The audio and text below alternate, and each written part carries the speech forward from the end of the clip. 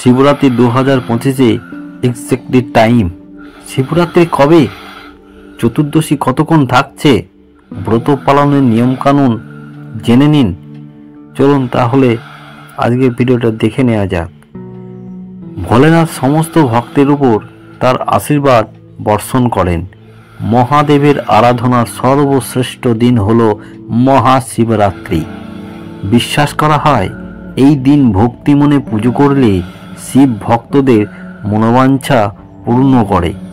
হিন্দু ধর্মাবলম্বীদের সর্বোচ্চ দেবতা মনে করা হয় শিব। সনাতন ধর্মের শাস্ত্রসমূহে তিনি পরম সত্তা রূপে ঘোষিত। শিব সৃষ্টি, স্থিতি, প্রলয় রূপ তিন কারণের কারণ। তিনি সমসাময়িক হিন্দু ধর্মের তিনটে সর্বাধিক প্রাচীন সম্প্রদায়ের অন্যতম শৈব সম্প্রদায়ের প্রধান দেবতা। তার বিশেষ রুদ্র রূপ ও ধ্বংস, সংহার ও প্রলয়ের দেবতা। সর্বোচ্চ স্তরে শিবকে পরিবর্তনশীল পরম ব্রহ্ম মনে করা হয়। ভোলেনাথ সমস্ত ভক্তের উপর তার আশীর্বাদ বর্ষণ করেন। মহাদেবের আরাধনার সর্বশ্রেষ্ঠ দিন হল মহাশিবরাত্রি। বিশ্বাস করা হয় এই দিন ভক্তি মনে পুজো করলে শিব ভক্তদের মনোবাঞ্ছা পূর্ণ করে। মাঘ মাসের কৃষ্ণপক্ষের চতুর্দশী তিথিতে শিবরাত্রি পালন করা হয়। এবছর মহাশিবরাত্রি পালিত হবে 26শে ফেব্রুয়ারি। মহাশিবরাত্রির দিনটি শিব ভক্তদের কাছে অত্যন্ত বিশেষ বলে মনে করা হয়। এই দিনটিকে ভগবান শিব এবং দেবী পার্বতীর বিবাহের প্রতীক হিসেবে বিবেচনাও করা হয়।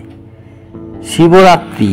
শিবরাত্রি কথাটা দুটো শব্দে থেকে এসেছে, শিব ও রাত্রি, যার অর্থ শিবের জন্য রাত্রি।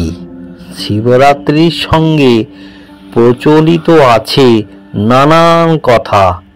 পুরাণ মতে দেবী পার্বতীর সঙ্গে এই দিন দেবাদিদেব মহাদেবের মিলন হয়।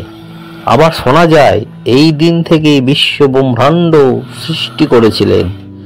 যজ্ঞের মধ্যে যেমন অশ্বমেধ যজ্ঞ, তীর্থের মধ্যে যেমন গঙ্গা, তেমনি পুরাণ অনুযায়ী ব্রতের মধ্যে শ্রেষ্ঠ হল শিব চতুর্দশী ব্রত।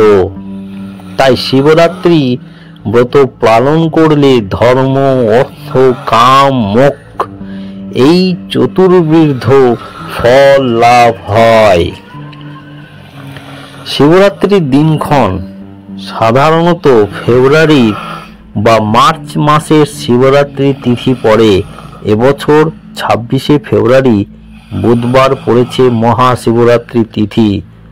26শে ফেব্রুয়ারি সকাল 9:42 থেকে 27শে ফেব্রুয়ারি সকাল 8টা থেকে 31 পর্যন্ত থাকবে এই শিব চতুর্দশী তিথি।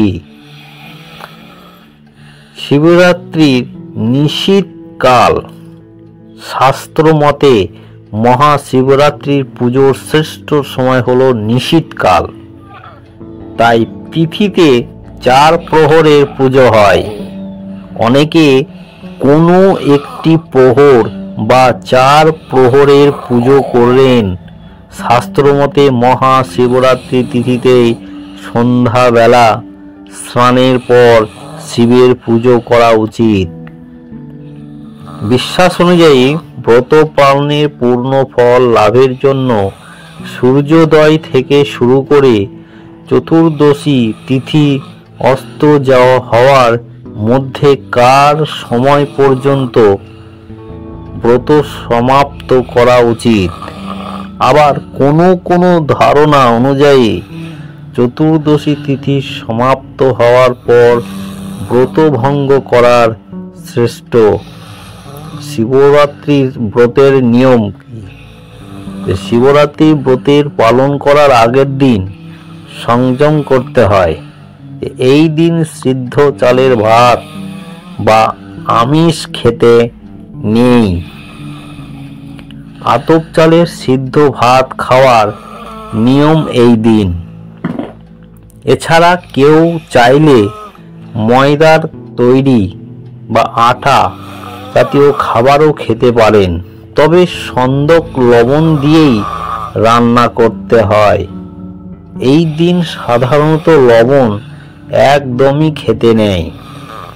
সাধারণ যে লবণ হয় সেই লবণ একদম খেতে নেই। সিন্ধুক লবণ বা বিট লবণ আপনারা ব্যবহার করতে পারেন।